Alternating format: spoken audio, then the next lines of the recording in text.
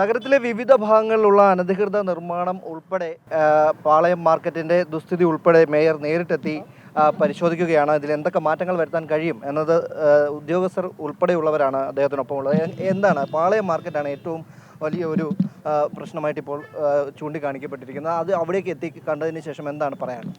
നമ്മുടെ തിരുവനന്തപുരത്ത് നല്ല കേരളത്തിലെ ഏറ്റവും പുരാതനമായ മാർക്കറ്റാണ് പാളയം മാർക്കറ്റ്, കണ്ണിവറ മാർക്കറ്റ്. അപ്പോൾ അവിടെ സ്മാർട്ട് സിറ്റി പദ്ധതി വന്നപ്പോഴേക്കും അതിൽ ഉൾപ്പെടുത്തി കോടിക്കണക്കിന് രൂപ ചിലവഴിച്ച് ചില കാര്യങ്ങളൊക്കെ അവിടെ ചെയ്തിട്ടുണ്ട്, കുറച്ച് മോഡേണൈസ് ചെയ്തിട്ടുണ്ട്. പക്ഷേ അത് എല്ലാം അശാസ്ത്രീയമായിരുന്നു എന്നാണ് കച്ചവടക്കാർ പറയുന്നത്. അതുപോലെ തന്നെ ഇതൊക്കെ മത്സ്യമൊക്കെ വാങ്ങാൻ വരുന്നവരും പറയുന്നത് അങ്ങനെയുള്ള അഭിപ്രായമാണ്. അവിടെ അനധികൃത പണപ്പിരി ഒരുപാട് നടക്കുന്നുള്ള വിവരം കിട്ടി. ഞങ്ങൾ കഴിഞ്ഞ ദിവസം നോട്ടീസ് കൊടുത്ത് എല്ലാം സ്റ്റോപ്പ് ചെയ്തു. ഇന്ന് സ്മാർട്ട് സിറ്റിയുടെ ഉദ്യോഗസ്ഥരുൾപ്പെടെ കോർപ്പറേഷൻ്റെ ഭരണാധികാരികളും ഉദ്യോഗസ്ഥരുൾപ്പെടെ ഞങ്ങളവിടെ സ്ഥലം വിസിറ്റ് ചെയ്തു. അവിടെ അനാവശ്യമായിട്ട് അശാസ്ത്രീയമായിട്ട് നിയമവിരുദ്ധമായിട്ട് ഒരുപാട് കാര്യങ്ങൾ നടക്കുന്നുണ്ട്. അതിൽ ഞങ്ങൾ കോർപ്പറേഷൻ ശക്തമായിട്ട് ഇടപെടും.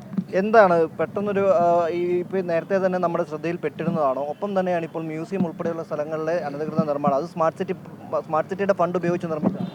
സ്മാർട്ട് സിറ്റി ഫണ്ട് ഉപയോഗിച്ച് നിർമ്മിച്ച ഒരുപാട് പ്രവർത്തനങ്ങൾ ഇനി ഇടപെടേണ്ടതായിട്ടുണ്ട്. കാര്യം പലതും അശാസ്ത്രീയമാണെന്നുള്ളത് ഞങ്ങൾക്ക് ബോധ്യപ്പെട്ടിട്ടുണ്ട്.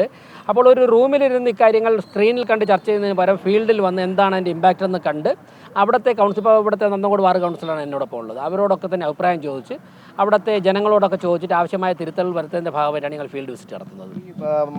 പാളയത്തെ മാർക്കറ്റിൻ്റെ നിർമ്മാണ പ്രവർത്തനങ്ങൾ തുടർന്നുകൊണ്ടിരിക്കുകയാണ്. അത് എത്രത്തോളമാണ്, എങ്ങനെയാണ് അതിൻ്റെ ഒരു ഇനിയുള്ള കാര്യങ്ങൾ? ഞങ്ങൾ പലതും കോൺട്രാക്റ്റൊക്കെ ആയിപ്പോയി, എഗ്രിമെൻ്റ് ആയിപ്പോയി, DPR ആയിപ്പോയി, അങ്ങനെയൊക്കെയുള്ള പ്രശ്നങ്ങളുണ്ട്. പക്ഷേ ഇനിയുള്ള കാര്യങ്ങളിലൊക്കെ തന്നെ ഞങ്ങൾ കൂടുതൽ ഇപ്പോൾ കിട്ടിയ അനുഭവത്തിൻ്റെയൊക്കെ വെളിച്ചത്തിൽ, അഭിപ്രായങ്ങളുടെ വെളിച്ചത്തിൽ കൂടുതൽ ചർച്ച ചെയ്തിട്ട് മുമ്പ്. എങ്ങനെ പുനർനിർമ്മാണമാണോ?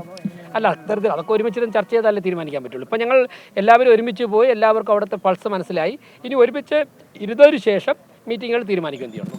തന്നെയാണ് ഇവിടെ എത്തി ആളുകളുമായി നേരിൽ കണ്ട് അവരുടെ ബുദ്ധിമുട്ട് മനസ്സിലാക്കിയതിന് ശേഷം ഇതിൽ എന്തൊക്കെ പ്രായോഗികമായ മാറ്റങ്ങൾ വരുത്താൻ കഴിയും എന്നാണ് ഇപ്പോൾ മുനിസിപ്പാലിറ്റി നോക്കുന്നത്. ഒപ്പം തന്നെ നമുക്കറിയാം സ്മാർട്ട് സിറ്റി ഫണ്ട് ഉപയോഗിച്ചുകൊണ്ടാണ് ഇപ്പോൾ പലതും നിർമ്മിച്ചിട്ടുള്ളത്. ആ ഫണ്ടുകളിലടക്കം തിരിമറി ഉണ്ടായിട്ടുണ്ടോ എന്നത് സംബന്ധിച്ച് ഉൾപ്പെടെ പരിശോധന നടത്തുകയും ഈ സന്ദർശനത്തിൻ്റെ ലക്ഷ്യം കൂടിയാണ്.